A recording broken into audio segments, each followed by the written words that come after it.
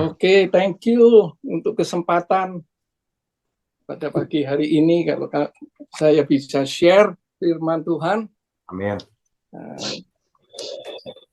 Firman Tuhan pada hari ini dari Yohanes 4, 27 sampai 42.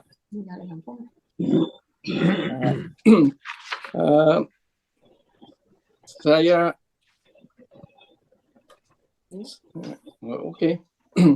seperti Pastor Rudi suka selalu tanya di permulaannya itu, kalau kalian sudah baca pasal ini, apa yang menonjol dari pembacaan ini? Ada yang mau share mungkin? What is stand out if you read this passage, Yohanes 4:27 to 42? Jadi kalian yang share sekarang. Ini artinya benar-benar mengerti artinya facilitator ya.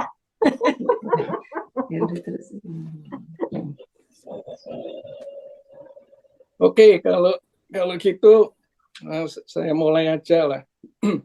Buat saya yang menonjol pada waktu saya membaca ini ayat ini passage ini adalah ayat 42. Oke. Ada yang mau baca? Silakan baca ayat 42. Dan mereka berkata kepada perempuan itu, kami percaya, tapi bukan lagi karena apa yang kau katakan, sebab kami sendiri telah mendengar dia, dan kami tahu bahwa dialah benar-benar juru selamat dunia. Good.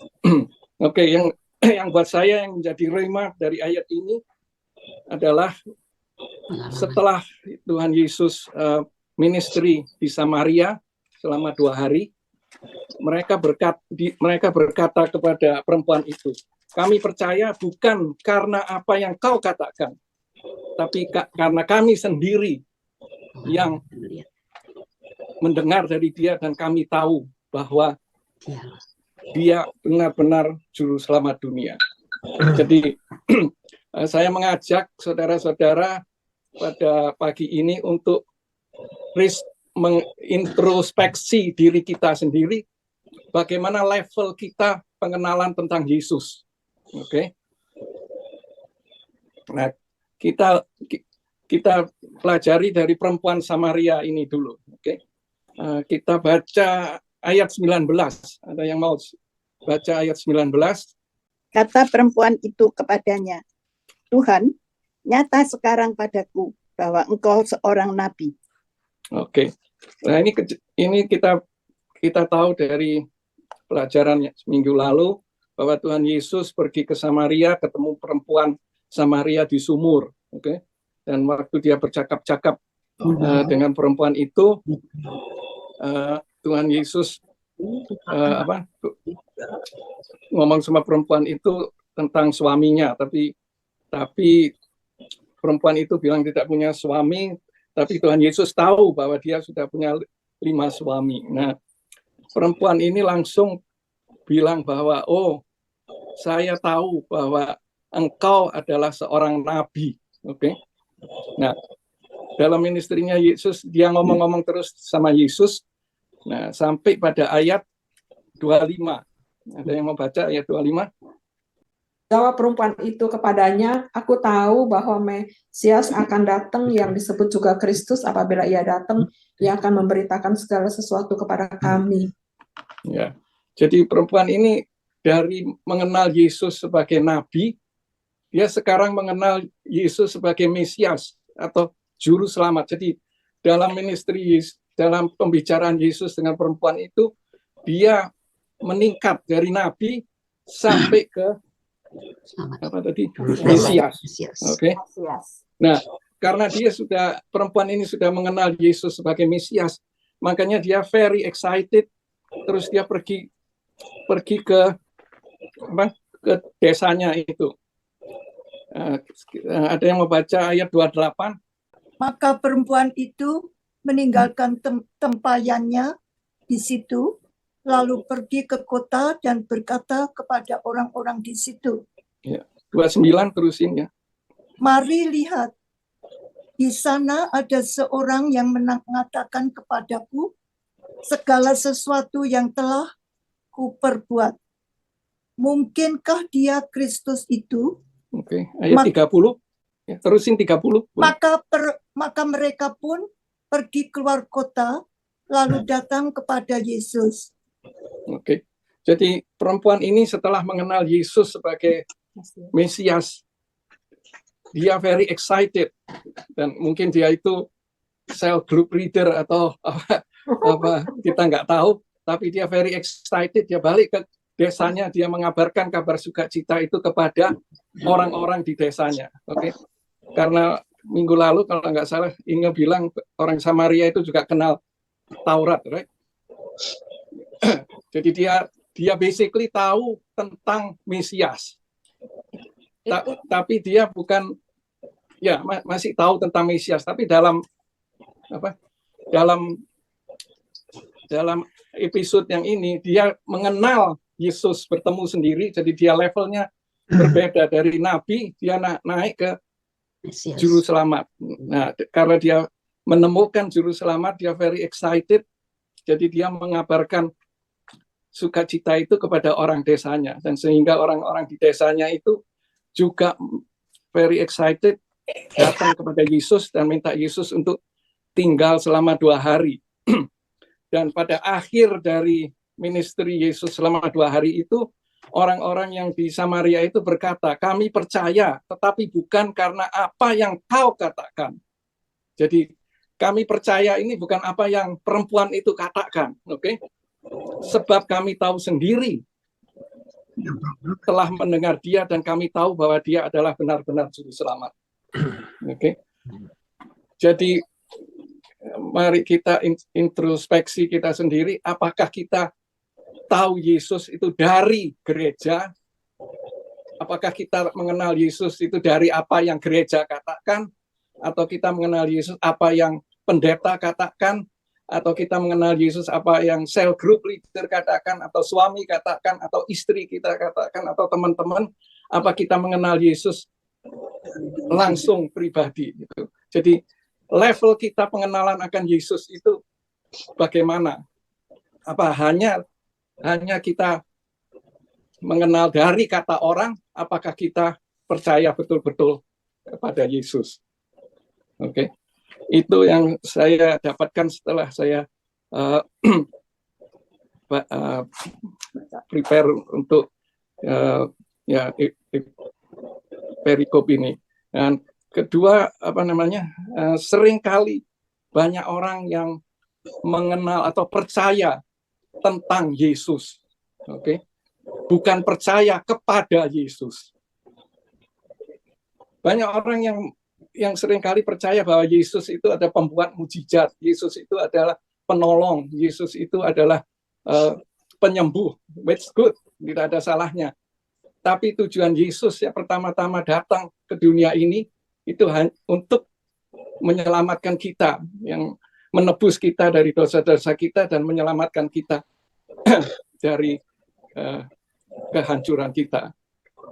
Nah, apakah level kita juga hanya percaya tentang Yesus, atau kita percaya betul-betul kepada Yesus?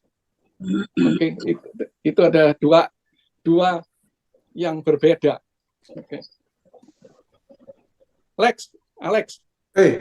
Apa bedanya percaya tentang Yesus sama percaya kepada Yesus? Kamu udah belajar itu?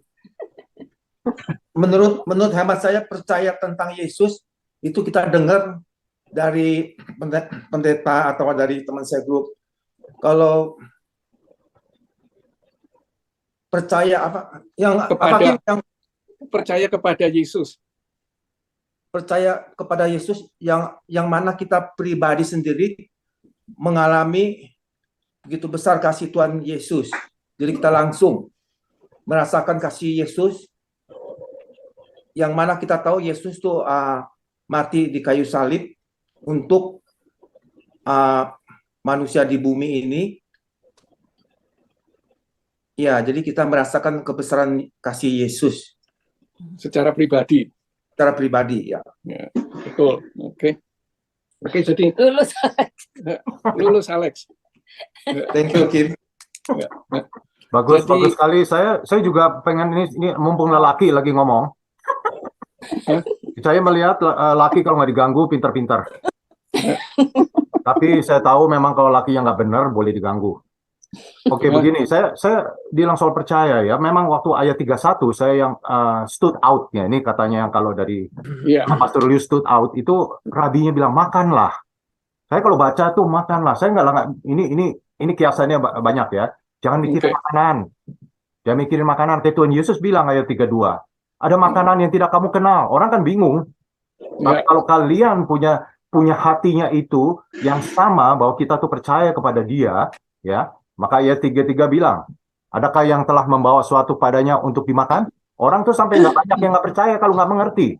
Itu Ya. renungan saya. Jadi akhirnya saya kalau memang berbuat apapun, memang saya renungkan terus saya bilang, apakah ini maksudnya makan atau bukan? Gitu. Jadi itu membuat kita juga maju. Jadi maju kehendak Tuhan terjadilah dalam hidup kita. Itu aja. Oke. Oke. Good.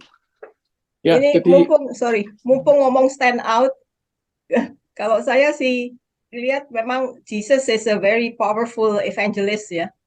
Itu soalnya dia of course dia bisa menyinarkan kita kalau di dunia ini kan katanya kan we have to be the light and salt ya. Yeah.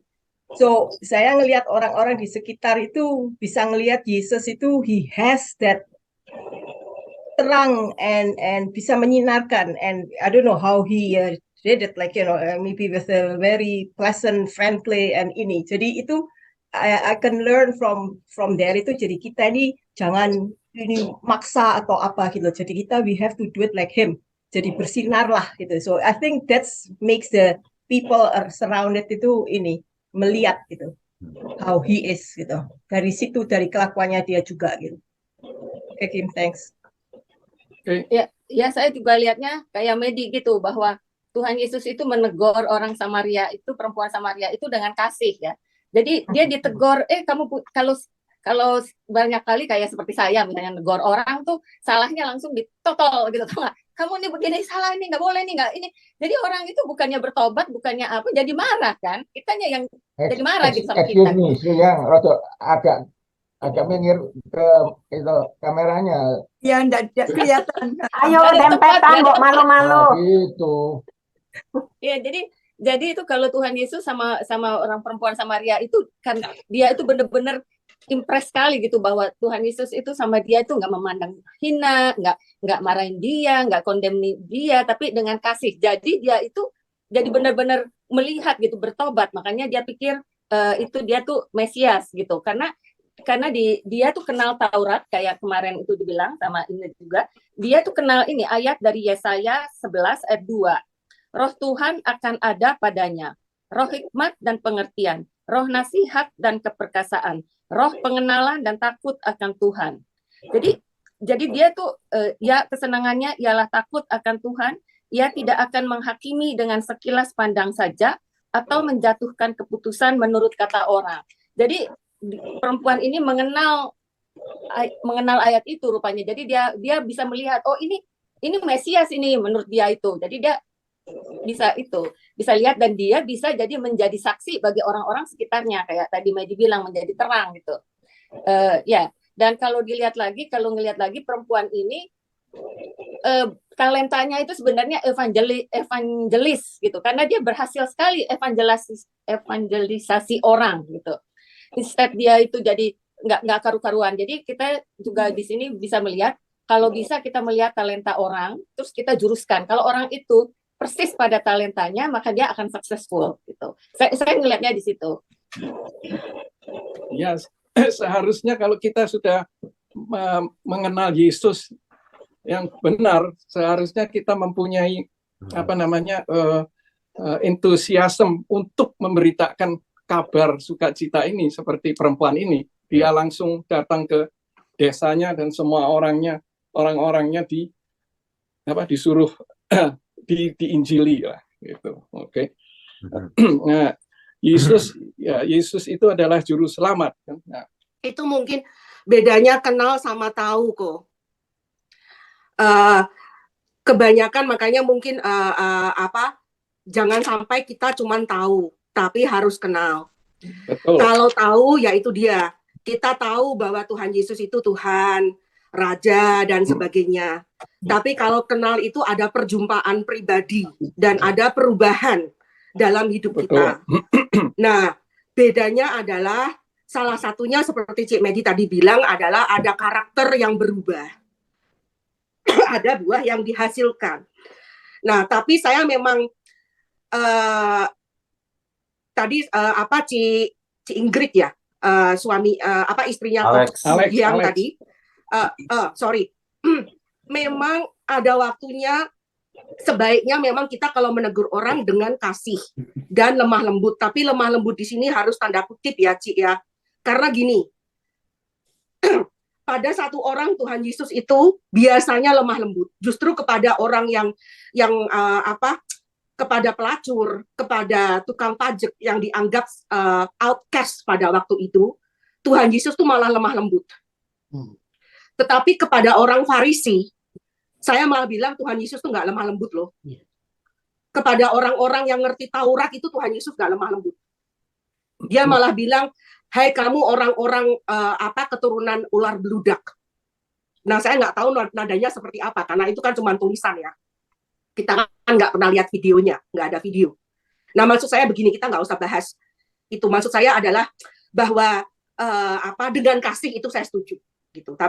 Saya nggak mau ke situ, nanti akan jadi panjang lebar. Tapi bahwa kita menegur orang dengan kasih, yang penting pokoknya mengenal. Itu yang intinya saya pikir Shu Hang itu yang kepingin ditonjolkan kan, bahwa jangan sampai kita tahu tapi harus mengenal.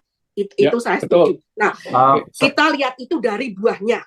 Jadi jangan sampai kita lihat itu hanya cuma dari pengetahuan, karena itu tadilah kalau cuma dari pengetahuan itu nanti akan jadi tahu. Banyak orang tahu. Gitu.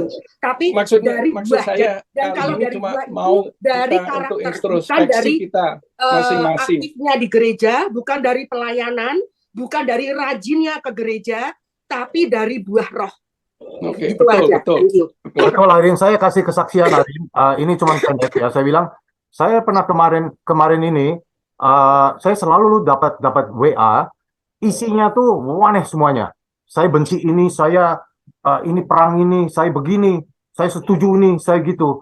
Saya lalu diskus sama si Enga. Apakah saya mesti ngasih tahu itu orang? Jangan dikirim.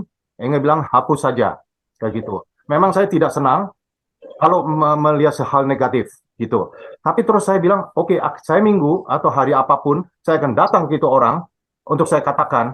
Tapi hati saya itu ada sedikit juga mau bilangin agak keras tadi seperti Cuh yang bilang. Nah, saya di sini ketemplak juga. Enga bilang udah hapus saja, tidak usah kamu juga mesti tahu bagaimana kamu cara ngomongnya. Saya juga bilang, saya kasih sama orangnya, gitu. Tapi saya sudah mulai ada plan. Tapi saya bilang, no, tunggu, belum saatnya. Jadi saya tidak ngomong akhir sama tuh orang. Itu saya merasa saya bangga. Bangganya itu begini ya, saya bisa ngontrol. Itu aja. Oke, saya mau terusin ya. Tadi yang bagus sekali, semuanya bagus sekali. Yang stood out, saya. Ini, dengan tadi yang Irene juga ngomong, perjumpaan dengan Tuhan. Padahal kok kita lihat itu, kok kita baca di sini, kayaknya nggak ada 5-10 menit. Bacanya sih cuma 3 menit ya. Tapi bagaimana si perempuan Samaria ini bisa berubah? Tujuan dia ke sana mau ngambil air kan? Tujuan dia. Tapi sesudah dia berjumpa sama Tuhan, itu nggak jadi prioritasnya dia lagi.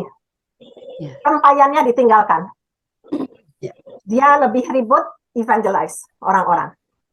Juga mau kabar gembira dibagi sama-sama. Itu saya lihat.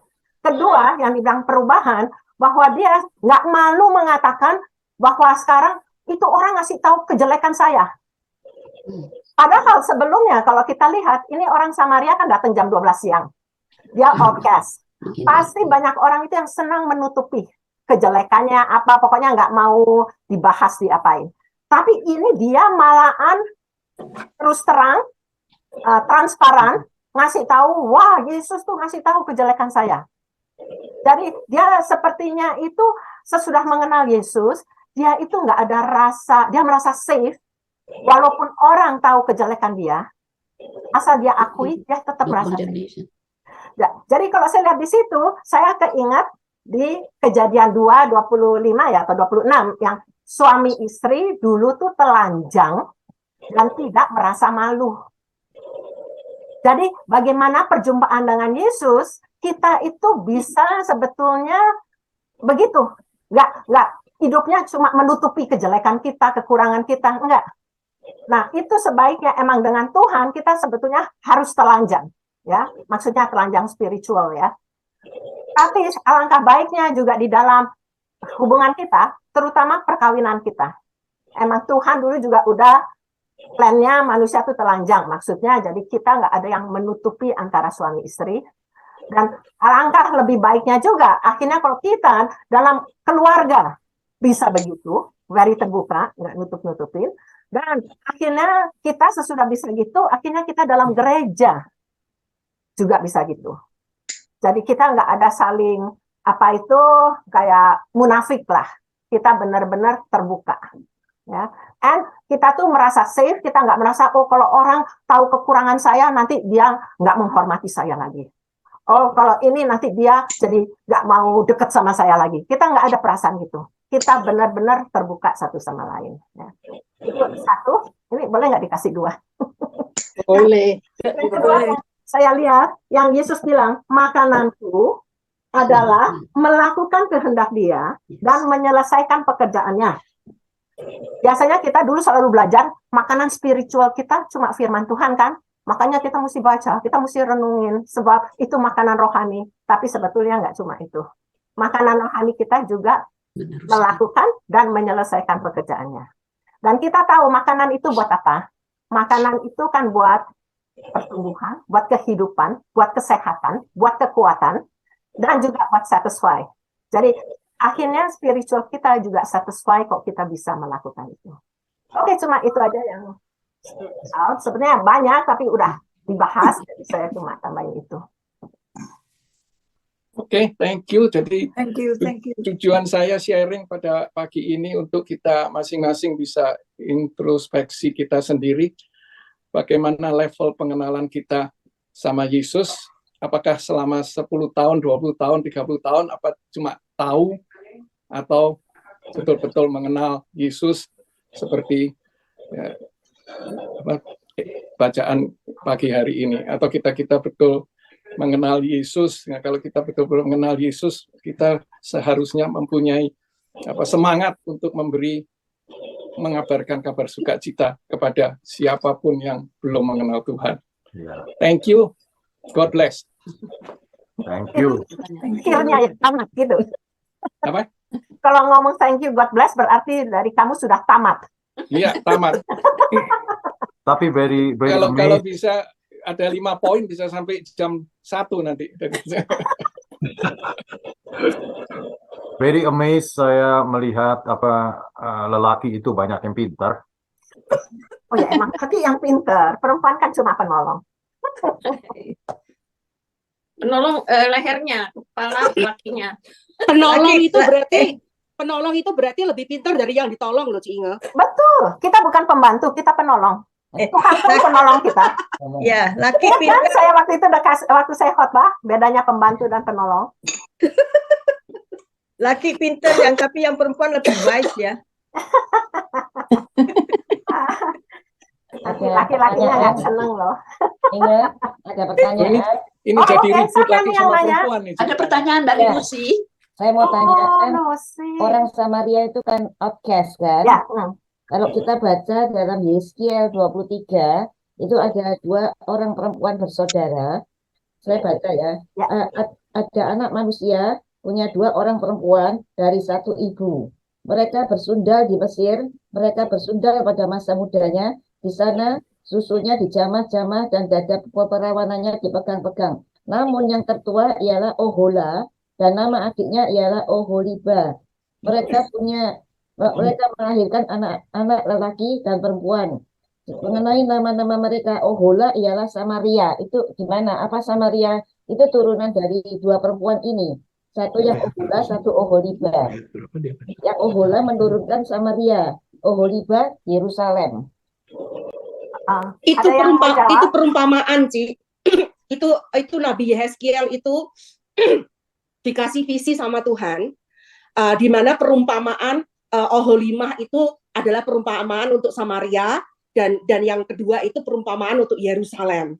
Karena Tuhan itu mengasihi mereka dari seperti anak dara yang belum tahu apa-apa, dirawat sebagaimana anak dara ini, ya toh. Tapi mereka itu punya sampai istilahnya jadi cantik, dihiasi, tapi mereka menyeleweng. Itu sebetulnya perjanjian lama itu hampir sama seperti Nabi Hosea yang itu sebetulnya menarik sekali, karena Nabi Hosea itu nabi yang nggak boleh menikah dengan perempuan sembarangan, tapi sama Tuhan disuruh menikah dengan perempuan pelacur. Itu kan menarik banget. Tapi ya itu perjanjian lama tuh kalau ditarik itu menarik, bagaimana kita semua tuh punya jiwa hati pelacur yang menuhankan satu Tuhan itu sebetulnya susah sekali setelah manusia jatuh ke dalam dosa. Tapi itu simbol. Silakan, Ci Inge. Ya, emang benar simbol, tapi kan kita tahu ya, mengapa kita tahu simbol? Sebab sebetulnya yang saya waktu minggu lalu dan terangkan, itu semua keturunan Yakub, keturunan Israel. Makanya akhirnya kan Yakub 12 sampai Salomo itu masih satu kerajaan. Tapi sesudah Salomo jadi dua kerajaan Israel, kerajaan Yehuda. Nah, yang kerajaan Israel yang 10 suku ini yang nanti jadi Samaria. Sebabnya akhirnya mereka dikalahkan oleh Raja Asyur. Kalau kita lihat ya, kerajaan Israel, raja-rajanya tidak ada satupun yang baik. Kalau Yehuda kadang-kadang muncul Raja Hizkia, Raja Yosia, nanti nggak karuan lagi, nanti muncul lagi gitu kan. Pokoknya masih ada yang kayak gitu. Tapi kalau yang Israel tidak pernah ada yang bagus. Nah, itu makanya Tuhan udah nggak berkenan, makanya akhirnya dikalahkan oleh Raja Asyur. Betul. Nah, sesudah dikalahkan oleh Raja Asyur, Asyur itu jadi ada yang dibuang, ada orang asing dimasukin. Nah, itu mereka percampuran. Samaria itu jadi campuran. Agamanya nyampur, jadi mereka tahu Taurat sebab mereka ya orang Israel, tapi mereka nyampur sama agamanya orang Asyur, pokoknya semua yang dibawa sama Raja Asyur. Makanya itu jadi dipandang rendah. Jadi kalau orang sini suka ngomong itu bastard atau apa, nggak ngerti lah saya, pokoknya ya itulah. Tapi emang benar yang kamu tadi baca, yang Irene bilang, emang itu banyak kayak simbolik, kayak apa itu perumpamaan. Ini ya, perumpamaan. Makanya kan dibilangin bahwa perjanjian lama itu adalah kehendak Tuhan, segala macam itu masih concealed. Tapi kalau perjanjian baru udah di-revealed di dalam Tuhan Yesus. Ya kira-kira gitulah. Makanya yang saya bilang waktu itu kalau mau baca orang Samaria itu apa, kita di belakang Bible ini selalu ada kamus. Nah itu bisa dibilang kayaknya di dua raja-raja atau di mana lah itu udah mulai diterangin bagaimana akhirnya terjadinya orang Samaria. Sorry, Lucy, apa menjawab pertanyaan? Iya, saya masih agak bingung kok di situ dibilang Ohola ialah Samaria. Maksudnya apa, Samaria itu keturunan dari wanita-wanita yang tidak baik itu. Pokoknya kalau yang benar, kejadian benernya Samaria itu 10 suku yang jadi kerajaan di atas. Itu yang Samaria. Ini banyak yang masih dirahasiakan, Ohola, Oholia atau apa. Tapi yang benar itu kerajaan Israel yang akhirnya ditaklukkan oleh Asyur, rakyatnya dicampur, agamanya dicampur. Ya itu waktu Salomo pecah kerajaannya kan jadi dua. Tadi kan udah bilang 10 namanya Israel, 2 namanya Yehuda. Yang 10 itu di rajanya adalah Yerobeam. Yerobeam itu bukan turunannya Salomo. Bukan. Yang turunannya Salomo menjadi raja di Yehuda. Nah, Yerobeam ini takut, Yerobeam ini mengambil ibu kotanya Israel di Samaria. Samaria adalah ibu kota 10 suku itu. Dan karena bait suci ada di Yehuda, di Yerusalem, jadi setiap tahun orang Israel kan harusnya menyembah ke Yerusalem. Jadi si Yerobeam ini takut. kalau semua orang datang terus ke Yehuda, nanti pindah dong orang-orangnya ke sana. Jadi dia mendirikan suatu tempel di Samaria. Makanya orang perempuan Samaria itu bilang, kamu kan tempelnya di Yerusalem, kalau kita kan tempelnya di kita punya gitu loh. Nah, di situ itu asal usulnya itu. Terus waktu ada pembuangan, nah itu ingat terusin waktu pembuangan itu dan kembalinya sisa-sisanya jadi gitu. Tapi dari kerajaan Israel itu, dari sejak tempel itu mereka sudah tidak menyembah Tuhan lagi, sudah mengambil berhala-berhala. Nah, itu makanya di dalam kiasan itu sebagai Oholiba atau siapa itu. Nah, sedangkan Yehuda juga slowly banyak akhirnya juga menyembah berhala-berhala. Jadi ini Samaria dianggap sebagai kayak Oholiba, apa satunya Oho apa lagi, itu dikatakan oleh Tuhan mereka adalah berzina. Mereka berzina kepada Tuhan yang lain. Kalau kita menyembah Tuhan lain, Tuhan melihatnya sebagai perzinahan. Gitu. Jadi ini suatu teguran baik buat Yehuda maupun Yerusalem. Kamu kenapa berzina? Gitu loh. Gitu. Maksudnya tuh gitu. I think. Ya, apa pakai I think? Untung ada Inga yang bisa menegur kalau salah. Jangan, bukan Inga aja loh, ada Pastor Liu. Oh, mau Pastor tanya. ya, aku nggak kelihatan sih. Sekarang saya mau tanya. Kita ini hidup jadinya bagaimana? Jadi ini ada zaman yang dulu-dulu sama yang sekarang-sekarang ini ya. Lain sekali kalau dilihat perempuan sekarang sama perempuan dulu ya di Bible itu perubahan yang luar biasa. Perempuannya sekarang jadi serak-serak putih ya, atau gimana sampai kakinya, I don't know, kakinya lain lagi. Jadi yang diam, yang gimana, I don't know. Sekarang jadi semuanya berubah. Sekarang ini jadi mau hidup di mana? Hidup di perjanjian baru. Banyak perempuan jadi polisi. Ingat segala macam sampai pada sekarang lagi tambah nggak tahu mau apa. Oke, kalau saya jawab ya, kan dulu waktu perjanjian lama itu in a way ya, emang perempuan dianggap rendah. Saya nggak tahu apa ada sih di Timotius bilang waktu itu juga kan yang bikin dosa pertama juga Hawa kan, Adam kan diajak sama si Hawa gitu. Nah itu makanya orang Israel selalu merasa kayak apa itu laki, apa ya, chauvinist atau apa ya namanya ya, pokoknya yang kayak gitulah. Tapi sesudah Yesus datang, semua yang kayak gitu-gituan kan semua digenapi. Makanya kayak zaman dulu saya dengar orang Israel laki-laki itu kalau berdoa, dia juga berdoa, untung saya nggak orang asing, untung saya nggak perempuan, juga bilang loh untung nggak perempuan. Tapi makanya di Galatia 3:28, sesudah Yesus mati di kayu salib, ceritanya semua dosa, semua apa itu kutuk-kutuk semua udah dihapuskan. Makanya di Galatia 3:28 atau mulai 27 ya, karena kamu semua yang dibaptis dalam Kristus telah mengenakan Kristus. Jadi kita sekarang manusia baru kan. Dalam hal ini tidak ada orang Yahudi atau orang Yunani. Jadi udah dibilang nggak ada ras diskriminasi yang merasa kalau Yahudi itu cuma apa bangsa pilihan. Tidak ada hamba atau orang merdeka, itu kita lihat. Atas juga tidak ada laki-laki atau perempuan. Jadi sekarang kita udah sama lah, kita emang apa itu ini kan. Karena kamu semua adalah satu di dalam Kristus Yesus. Jadi nggak ada sekarang lagi kayak perempuan tuh lebih rendah. Semua kutuk semua sudah ditanggung sama Yesus waktu itu. Mau nanya dikit nih ya. Kalau Yesus kan nggak pernah itu merendahkan perempuan sama sekali, nggak. Pokoknya Yesus tuh sangat menghargai perempuan ya. Tapi kalau Paulus dari dulu tuh saya bingung tuh sama Paulus. Paulus itu yang membuat apa tuh perempuan nggak boleh ngajar, perempuan nggak boleh bicara kalau dalam pertemuan, nggak boleh bertanya gitu ya. Kalau bertanya sama suaminya aja di rumah tuh, bagaimana itu jadinya? Itu mungkin waktu dia jadi Saul.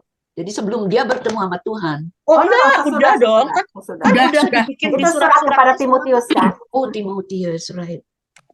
Ada yang mau jawab? Sylvia, kayaknya kamu rasanya udah. Sebetulnya harus ya masih recover Cik Inge dari batuk pilek. Itu Cik Siska sebetulnya jangan dilepaskan dari konteks. Kalau kita ambil cuman ayat itu memang sepertinya Paulus melarang masih ini ya, masih diskriminasi sama perempuan gitu ya. Nah, tapi kita ambil dari konteksnya itu ke jemaat yang mana. Gitu. Karena kalau kita lihat buku-buku yang lain, ya kan, saat itu jadi menarik kalau kita ambil sebetulnya riwayatnya perempuan gitu ya, dari zaman ke zaman itu kita bersyukur kita lahir sekarang istilahnya, karena nasib perempuan itu makin baik gitu. Apakah perempuan sudah equal? Belum, tapi kalau kita lahir misalnya 100 tahun yang lalu, waduh, nggak kebayang gitu kan. Tapi makin baik, kita makin baik gitu. Dalam artian hak kita makin diakuin, kita bisa vote misalnya kalau kita bayangin gitu. Nah, itu karena waktu kebudayaan Yahudi pada waktu itu dan sebagainya, waktu Paulus misalnya perempuan harus memakai tudung kepala, ya kan? Karena arti rambut atau arti kepala di kebudayaan Yahudi itu lain dengan kebudayaan yang lain gitu, ya kan? Jadi artinya di situ bukan untuk merendahkan atau bukan untuk mendiskriminasikan wanita, tapi justru untuk menghargai wanita. Atau pada waktu Paulus mengatakan bahwa wanita nggak boleh memimpin kongregasi misalnya, itu karena jemaat yang di situ, kalau kita baca buku-buku apokrif atau buku-buku sejarah lainnya, ada banyak pertengkaran yang disebabkan oleh wanita di jemaat yang di situ. Nah, ini kita memang nggak tahu kalau cuma dari Alkitab doang, gitu. Oke, Ya kan? kalau saya melihat dari dulu bahwa emang waktu Tuhan menciptakan kita tuh equal, makanya kita diambil dari tulang rusuk, nggak dari kepala, nggak dari kaki.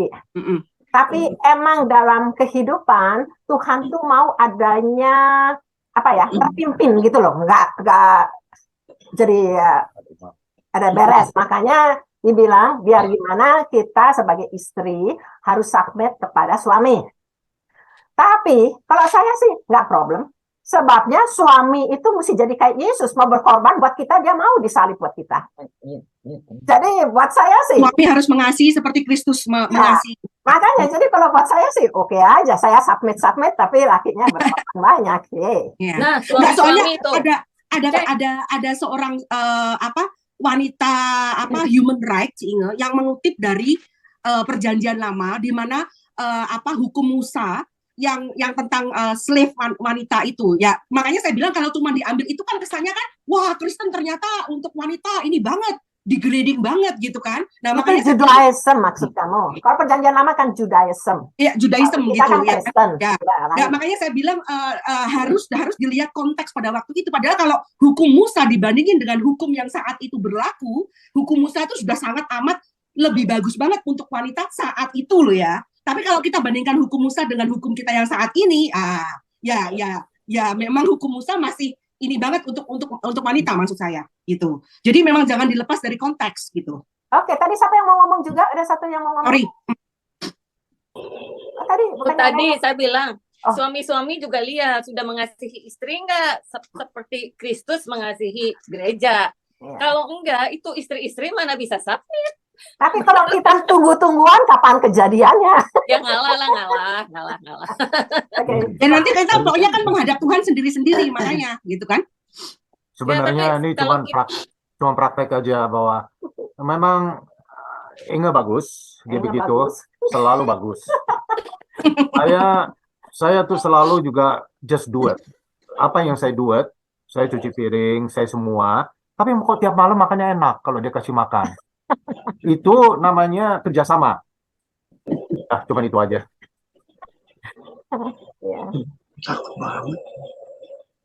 Oke, ada lagi yang mau ngomong? Sekarang udah jam 12.05. Semua sudah puas? Kalau misalnya masih ada yang... Iya, ini gara-gara si Koh Kim. Semua pada semangat. Pantesan ya kita kalau lihat si Hyang semangat banget orangnya. Jadi kelihatannya Kok Kim itu bisa kasih semangat banyak. Oke, jadi kita mau tutup. Udah? Ya, habis itu diteruskan dengan Sian. Ya, Susi sudah sehat semua, jadi dia udah bisa mengadakan ini lagi, apa? Gerakan. Ya, kita berdoa deh ya. Ya Bapak, terima kasih untuk hari ini Bapak. Biarlah Bapak, firman-Mu Bapak, tidak hanya menjadi pengetahuan untuk kita, tapi biarlah kita mengerti akan kehendak-Mu. Dan biarlah kita mengenal Engkau lebih dalam lagi Bapak. Biarlah kami semua selalu dapat abide in you, Lord, sehingga kami dapat berbuah, dan biarlah kami dapat menjadi representatif-Mu Bapak, menjadi utusan-utusan-Mu. Orang dunia dapat melihat bahwa Yesus hidup di dalam kami semua Bapak. Amin. Terima kasih Bapak, hanya dalam nama Yesus Kristus kami berdoa. Amin.